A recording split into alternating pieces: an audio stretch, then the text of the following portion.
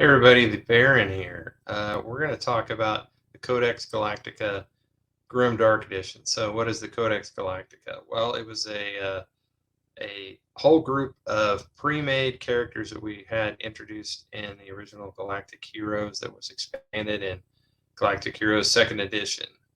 We thought we'd flesh out this grim, dark future that we might have and show some of the characters in it. So this is first of all a living document. So this is only available in PDF, and people are encouraged to write in and give us any feedback that they want to see with new characters, with new troops that we haven't covered.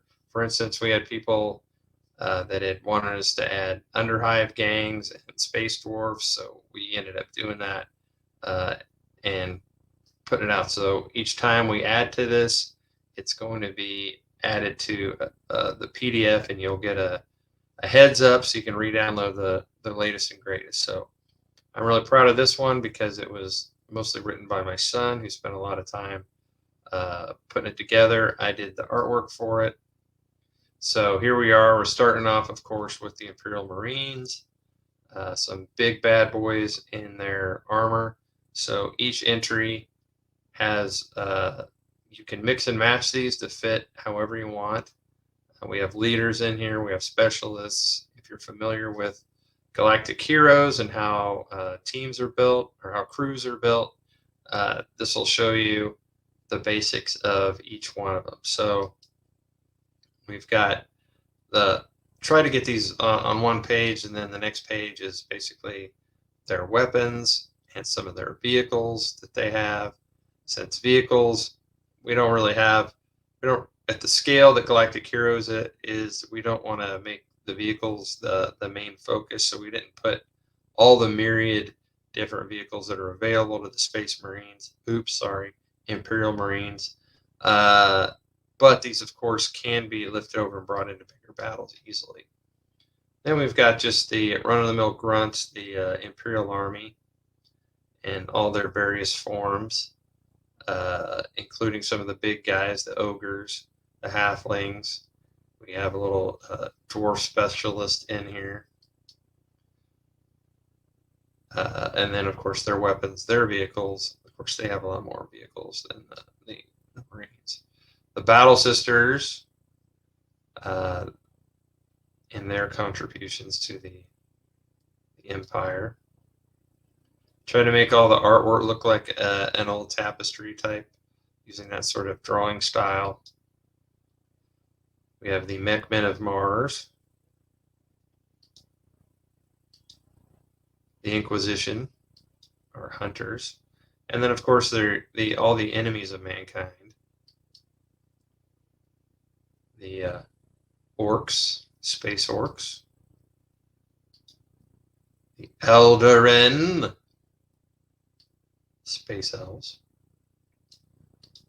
We've got their darker, eviler brothers, the dark elves. We have the Dynasty. They are, they're fighting out there for the greater good. We've got the Necroids, the space robots. Hive Beast. You'll notice that as we go through these, not only broken down different characters, but we've also talked about, like, all Hive Beasts are loyal and armored. So there'll be things that they all share, and then individual things that they have. The Traitor Marines. So the Imperial Marines have gone bad. The Damned, which are the more human troops that have fallen under the spell of chaos. The demons themselves. The Sons of Volton. So these are our space dwarves. Gone with the old school look here because that's where I got into this at.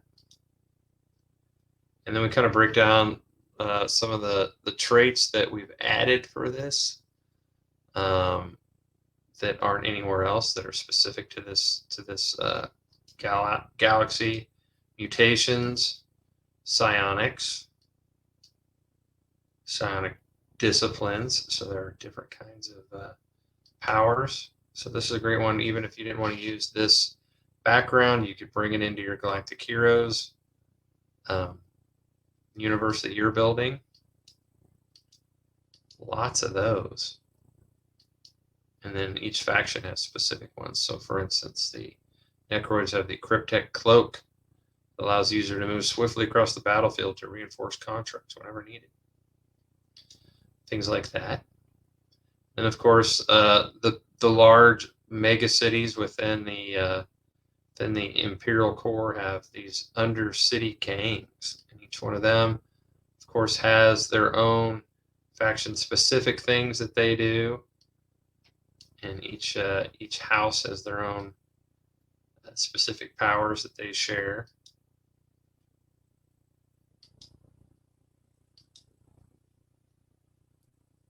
And some of the outcasts and the free ogres, enforcers, that sort of thing. So quite a few different troop types that are in this 48-page document. So as I said before, this is a living document. So it'll constantly be built upon. If we get to a point where we think that it's done its thing, well then we'll